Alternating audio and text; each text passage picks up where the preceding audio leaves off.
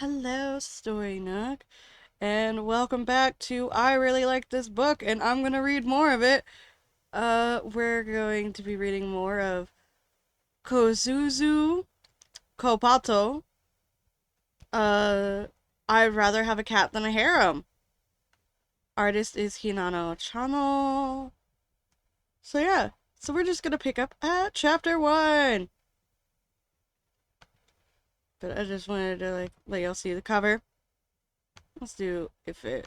I like the second page more, but y'all need to see the cover so that you can recognize it. So if you ever see it, if you like the story that I'm reading out, if you ever see it in your bookstore or you want to order it, I believe there's probably a digital copy. I personally am a fan of physical books.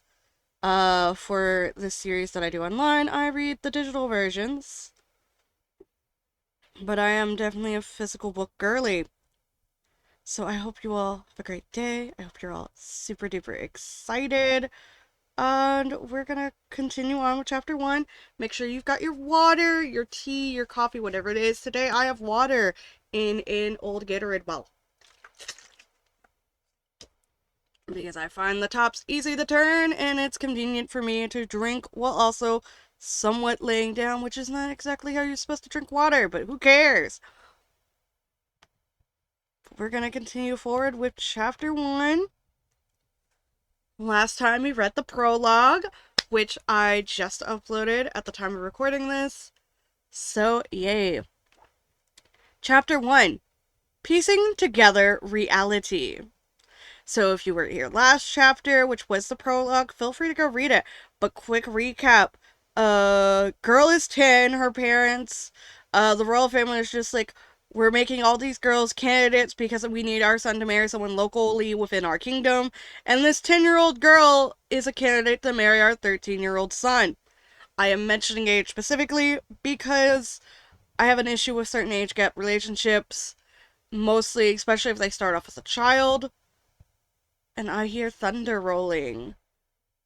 So that's fun. But yeah. Oh my god. I've been reincarnated into an otome game! Amy wondered aloud. She had awoken lying on a canopy bed in her room. She covered her face with both hands. Her previous life had come back to her. When Amy had entered high school, she'd finally been allowed to get a smartphone, and she wasted no time in downloading a few games onto it. Amy, or the version of herself in that life, at least enjoyed unwinding by playing the ones where you had to stack and clear colorful little jelly-like spears, or farming simulator games. Ah! Okay, so I've seen a couple of dating sims where, you kind of, play, what is it, Bejeweled, or... It's like Candy Crush Tetris kind of thing. Kind of like that. I've seen a couple of those. One of which was one Markiplier played. And that's all I can really remember at this moment. She downloaded just one dating sim, which had come recommended by a friend. She'd done it only to help her friend fill up her in-game friend slots. Amy didn't have any interest in dating sims herself. She played very sporadically. I know this word. I've said it before. It's just today, looking at it, reading it, it feels like there's a potato here. I wish there was, though. I am kind of hungry and would like potato. Somebody send me money so I can buy potato. That would be great. Thank you. Only logging in during events to do the free prize raffles and send her friend gifts. The Amy of this world couldn't remember the game's title, much less what it was about. But there was one thing she could remember, an image used elsewhere on the app, one that was incredibly beautiful and excessively sparkly. In it was a tall figure with dark blonde hair and silver eyes, an elegant smile tinged with sorrow on his face. Yes, she could very clearly remember that on the opening screen, surrounded by several other handsome men, there was a character that was the spitting image of that third prince would look like as an adult, flashing a fleeting yet breathtaking smile. Oh my god. Speaking of being reincarnated into the world of an otome game, Amy's mother in her past life had been obsessed with reading web novels. She had saved many stories that followed that trope to her online book log. They had read a few together, and there were a few standard cliches that cropped up. The main character of the story was usually reincarnated. Oh no, I pressed the wrong button. I pressed the side arrow key, which jumps the page. Was usually reincarnated as either the heroine of the game or the heroine's rival. But it had become much more popular for the main character to be reborn as the rival, also called the villainess. If the main character followed the progression of the game as the villainess, typically the bad ending awaited her. She would be convicted of harming the game's heroine in some way and would then face banishment from the kingdom, the dissolution of her family, or even, in the worst case scenario, execution. This trope had become so popular, in fact, that the villainess's journey had become established as a genre on its own, where the villainess struggles alone to avoid this fate. I'm not gonna lie, y'all, I am a huge fan of those books. The number of, web comics and books that I am reading that are strictly that, like, right now, I can open up because I have a website that I use to read most of it. Let me pull it up. Because right now I have Derelict Favorite up, which is also great. So, the villainess is shy in receiving affection. It's great, apparently. There are new chapters I haven't read. The male lead's nephew loves me so much. That one's one. The villainess lives twice. That's not a reincarnation one. I'm trying to avoid divorce my villain husband, but we have a child. That one's good. The villainess flips the script. Also good. The adopted daughter-in-law wants to leave. That one's also a book reincarnated. Not so much villainous. That one's not so much a villainous. This one, I raised my childhood friend. Kind of a villainous, but not quite. The villainess captured the Grand Duke. That one I recently began reading. There's only 26 chapters, but it's cute. There's, like, a lot of favorites that I enjoy. They're in here somewhere. They probably haven't been updated in a minute. I believe another one is called Beware the Villainess, which is really cute.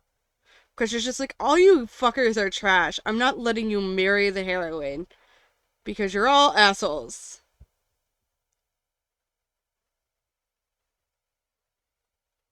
But yeah.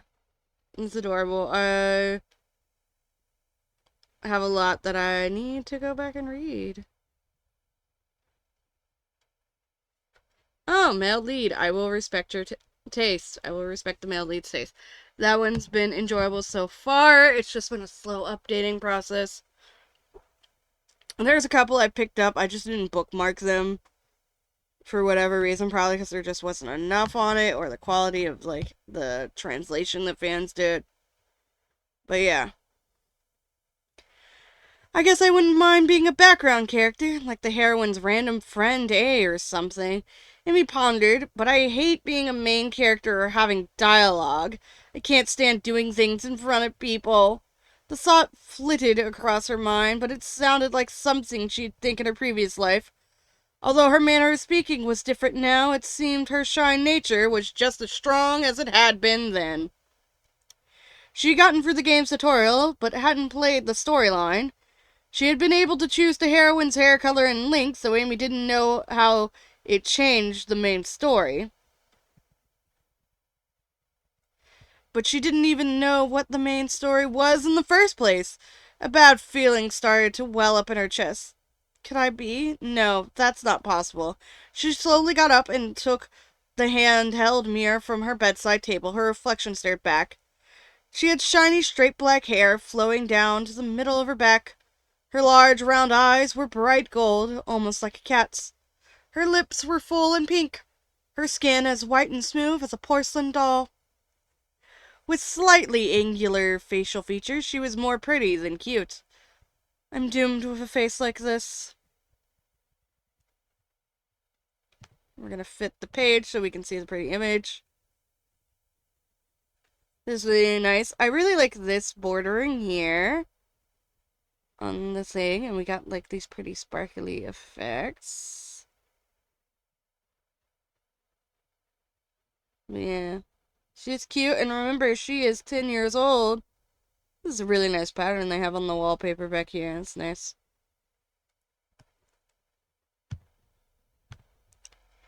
It wasn't that she didn't like her looks. The combination of her father's black hair and her mother's golden eyes really suited her. But there was just no way this face was of a background character. Not even if it had been crafted by an overly zealous designer with a particular fondness for supporting characters. It was too dazzling. She suddenly recalled her father's words from before. She was a candidate to become the third prince's fiancée. That position would be reserved for neither the heroine nor background character, but the villainess. I also appreciate that her mom is the one who, like, really liked reading all these web novels and read some of them with her daughter. I think that's a really good way to bond with, your child, sharing things with them that you also enjoy. I bond with my niece by playing Pokemon together and playing Sonic. We play video games together. That was something my dad also did. He would play racing games with us, even though he wasn't, like, too much into racing games. Our mom really liked watching Hercules and Xena and Gilmore Girls, so we would watch those kind of shows. We would also watch her play Metroid. So yeah. There was no other explanation. Oh my god! Amy's vision started to turn black. She was about to faint for the second time that evening in her own bed. She didn't want this at all. The web novels were filled with the same chains of events. The villainess would be forcibly betrothed to a man she didn't even like. Her engagement would later be called off when her fiancé would get stolen away by the floozy heroine, and then the villainess would face her judgment and her family would get broken up.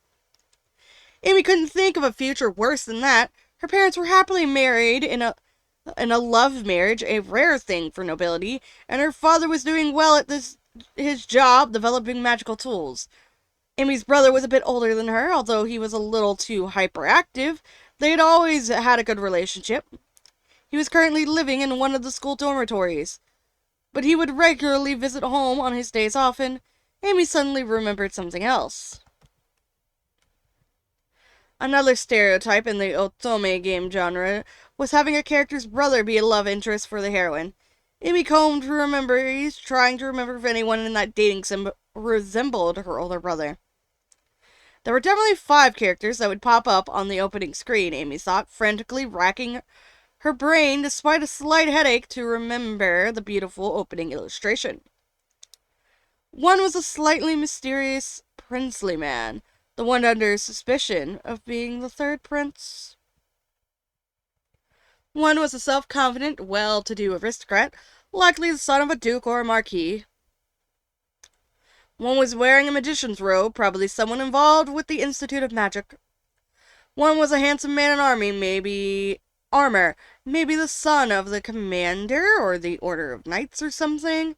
And then there was a younger-looking boy, the only one among them wearing foreign clothing. He was probably the prince of some neighboring country. She remembered him wearing a headscarf, and Amy assumed he had something to do with an allied kingdom to the south. Oh, thank goodness. There wasn't anyone that looked like my brother. There was, Amy realized mid-sentence. He was a secret character who appeared in events her friend labored away at. Although he wasn't featured in the main story, he always showed up during events and prize draws. And he was a dead ringer for Amy's slightly wild-looking older brother. Ooh, the thunder rolls. It cracks, y'all. I hear it. I need protection. Amy's friend had told her that the hidden character was a playboy adventurer with a scar next to one of his slightly droopy eyes. Oh my. That's what he'll become? If he keeps delving into dungeons and other places with magical beasts all the time, he'll look like that one day. She cut herself off with a hand over her mouth, even though she had only been speaking to herself. Her brother was incredibly personable, and from a young age he had been fond of mingling with all of society, men and women alike. Now at 16 he was without a fiancée, but he certainly had no shortage of lovers, which made it was almost certain that her brother was one of the love interests of the story. As more and more red flags were raised, signaling that she was the villainess of this world, Amy felt the sudden urge to bite down on her handkerchief in helpless frustration. This can't be happening. Has everything this whole time been part of this game? It had been 10 years since Amy was born into this life, but so much had happened in that time. Everything she had experienced, everyone she had met. Had it really just been scripted for the game? So confusion raged inside her, a feeling between grief and resignation wrapped its tendrils around her. Amy felt paralyzed, and before she knew it, tears were spilling down her cheeks. Amy, are you okay? How are you feeling, dear? Amy sniffled, Mom! After a quiet, polite knock, Amy's mother, Isabel, quietly entered the room. Looking concerned, her frown deepened when she saw her beloved daughter's tear-stained cheeks, and she sat on the bed beside her. Amy slumped over, yielding to the slant from the weight on the bed springs, and hugged her mother tightly. My mother, her warmth. Is this also just a part of the game? The suspicion that everything in her past had all been fabricated was already solidifying into a conviction, and the indescribable emptiness began to fill in her chest. Amy barely managed to get out. I feel... Oh dear, no need to be so down the dumps about it. Do you feel ill? Does your head hurt? Amy continued to sniffle. No, it's... I remember that video game that she stopped herself. Even if she had said otome game, those words would be incomprehensible in this world she now lived in. She may have been only 10 years old, but she knew a little bit about the world. As the daughter of a nobleman, she had been receiving a private education for several years now. So she should have realized this sooner and caught herself from speaking nonsense. But she had just remembered the memories of her past life, and her jumbled-up brain was not thinking rationally. As Amy tried to smooth over her video game slip of tongue, her mother simply rubbed her back tenderly. But then Isabel said something Amy could never have expected. My, so you've remembered too? Amy froze. What? When she looked up in amazement, her mother's eyes, the same shade of gold as her own, were twinkling as she smiled. It was quite a shock, wasn't it? I mean, the whole family reincarnating together. Wait, what? Repeated Amy. Isabel chuckled. But despite the changes, we're all pretty much the same, you know. So there's no need to get so worked up. Mom, Isabel seemed to be thoroughly enjoying herself, bulldozing right past her daughter's disorientation straight into wondering if she should whip up a celebratory dish, like Japanese red rice or something, to commemorate everyone in the family remembering their past lives. An ill-timed doubt came to Amy's mind that Japanese red rice probably didn't exist in this world, but then she remembered that was just the type of person her mom was. Slightly off-kiltered, happy-go-lucky, marching to the beat of her own drum. Stubborn at times. Memories of Amy's previous life flooded her mind, mixing and marbling with memories of her current life. Then her brain finally caught up with what she had been told. Her mom said the whole family had been reincarnated together. Did she mean everyone? This was a plot twist, y'all, I was not prepared for. I heard that there was a manga where, like, the whole family got reincarnated together, but there's a whole nother, like, novel. The fuck? I was not prepared. Y'all got me good on this one. Y'all got me good. Take that fucking praise, y'all. Hold on, let's circle back. Wait a minute. Wait a minute. When you say everyone, do you mean Dad too? Of course, he's still tinkering with those machines of his, isn't he? In Amy's previous life, her father had worked as an engineer for a manufacturer of household electrical appliances. In this life, he was absolutely obsessed with developing magical tools. It wasn't quite household appliances, but close enough. Yeah, Amy thought. That makes sense. What about my brother? Oh, Harold. That boy, the moment he remembered his past life, he shouted, I'm gonna hunt things for real now, for Pete's sake. In his previous incarnation, her brother had loved action video games, especially the hunter characters who specialized in wielding fighting styles. When she compared that boy with Harold, who had at some point randomly become motivated in his magic and swordsmanship lessons, Amy thought, yeah, that checks out. Isabel, with a slightly faraway look, was twisting her hand like she was barbecuing a big skewer and muttered, that meat might be difficult to cook properly. Amy had heard that Harold did well at school, but the motivation behind his success was definitely boiled down to wanting to enjoy his life in this world hunting monsters. She was willing to bet that whatever he hunted would be served as the main course for dinner tonight. Mom, you and I, are we all really incarnated together? Isabella laughed. We are a close-knit family. Although Amy wondered whether that really had anything to do with it, given the circumstances, it was warmly reassuring. The way the Earl and Countess raised their children was certainly one aspect of their lives that was very unaristocratic. They were quite particular about being hands-on with raising them instead of just leaving everything to a wet nurse. The sort of things Amy didn't fully appreciate as a child, she now absolutely understood. Mom. When Amy clung to her mother, Isabella brushed aside her bangs and stroked her cheek. The warmth of her hand was the same as it was in her past lives. The family together again. Maybe this reincarnation isn't so bad after all, Amy thought, her mind finally at ease. But wait! I think we're living in the world of an Otome game, and I'm the game's villainess! Amy communicated the suspicions she had to her mother in precisely those terms. If she was truly the same mother who would read web novels with Amy in their previous lives, she would understand exactly what that meant. Isabella, who nodded along and listened attentively, put a finger to her lips and tilted her head slightly. Reincarnated into an Otome game. There used to be so many stories that followed that trope in our old lives, weren't there? She mused. So, Amy, what do you want to do? Amy started. What do you mean? She didn't want to be forced into a marriage, but she also didn't want to selfishly call off the engagement. She hated the idea of breaking up her family most of all. Amy felt a little annoyed, wondering what her mother was trying to get at with her question. You're worried because the third prince and your brother resemble some of those characters in that game you used to play, right? Her mother continued. But you know what? Everything's going to be okay, because even if the setting of that game did exist, this place is our reality. But it just feels like there's some sort of mysterious force in this world making things happen to me. That much was true. Stories from the Otome game genre often followed the pattern where an invisible hand of the game would drag the protagonist back into the plot in the never-ending cycle. No matter how hard she tried to avoid the problems or sticky situations. There's no force like that controlling things, dear. There's not? Of course not! And if your mama tells you there's no such thing, you best believe there's no such thing. Her mother's fearless smile followed this assertion. At this, Amy's memories immediately became crystal clear. Whenever her mother made that face, whether in this world or the last, Amy knew she was drawing her line in the sand.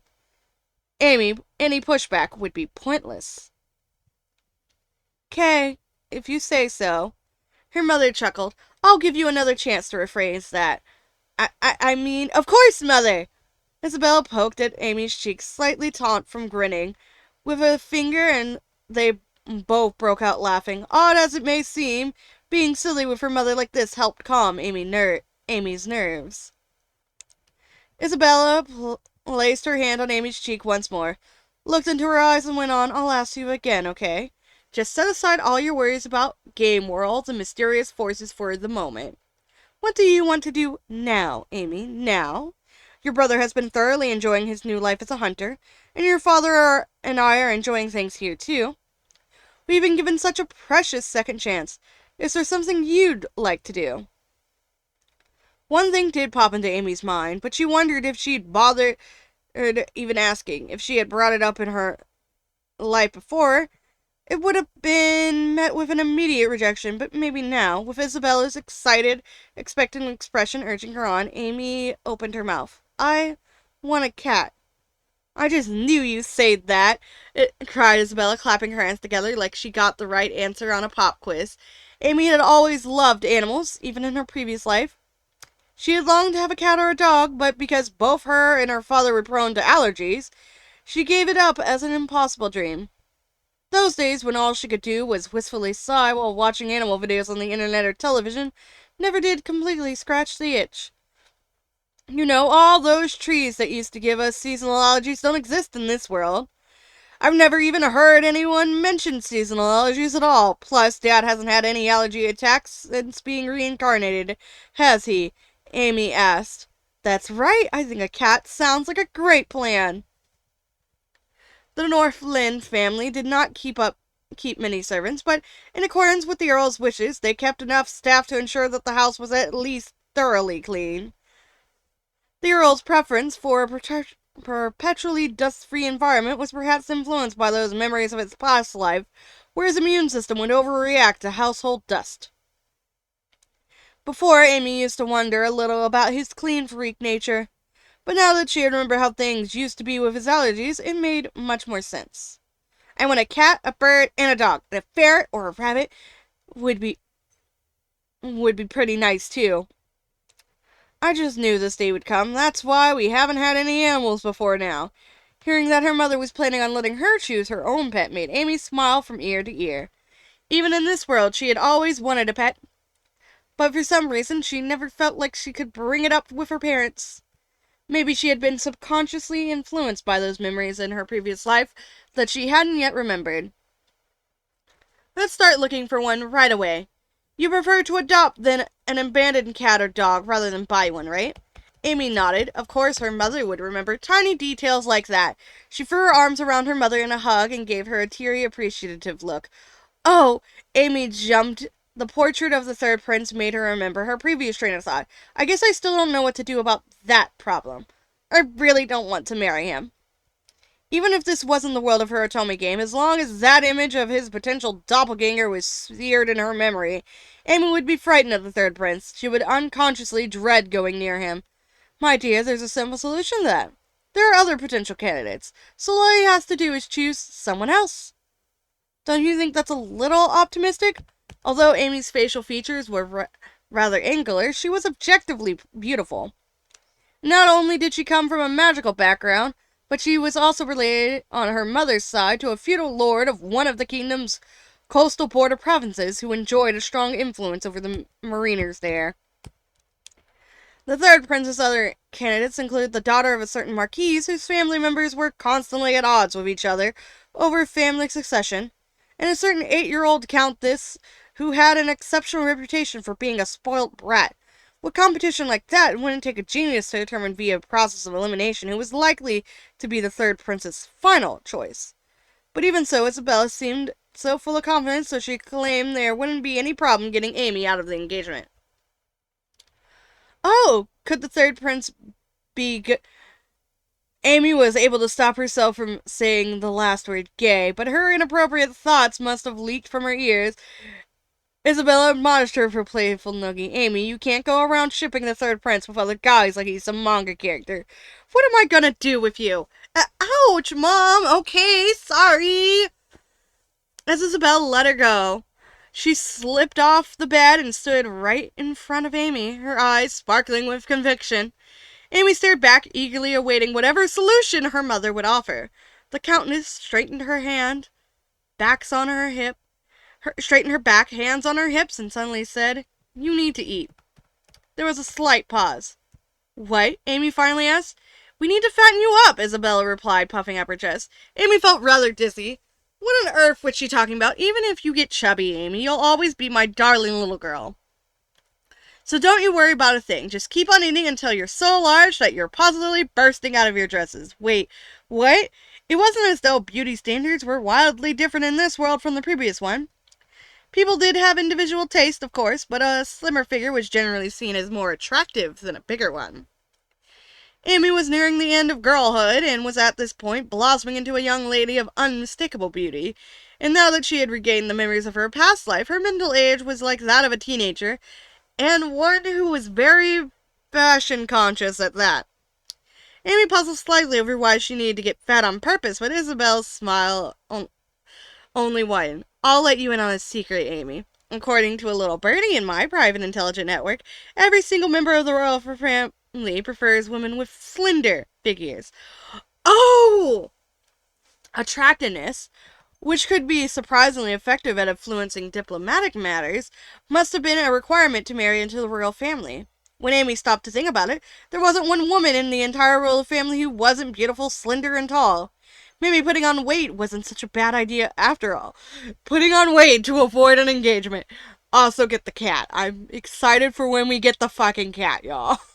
Amy was wavering, leaning towards agreeing to the plan, but Isabella sealed the deal with a finishing blow. Plus, you don't even like boys all that much, right? I think the best thing for you would be to find a kind husband who doesn't put much stock into outward beauty and have him fall in love with the chubby version of you. Amy was temporarily stunned, open-mouthed. True enough, in Amy's past life, she made no secret of disliking boys her own age. So much so that she chose to go to an all-girls school. If she gained weight in a gradual, healthy way, and then married someone who valued her personality over looks, they could get a bunch of pets together, and that would be perfect, Mom! What a genius idea!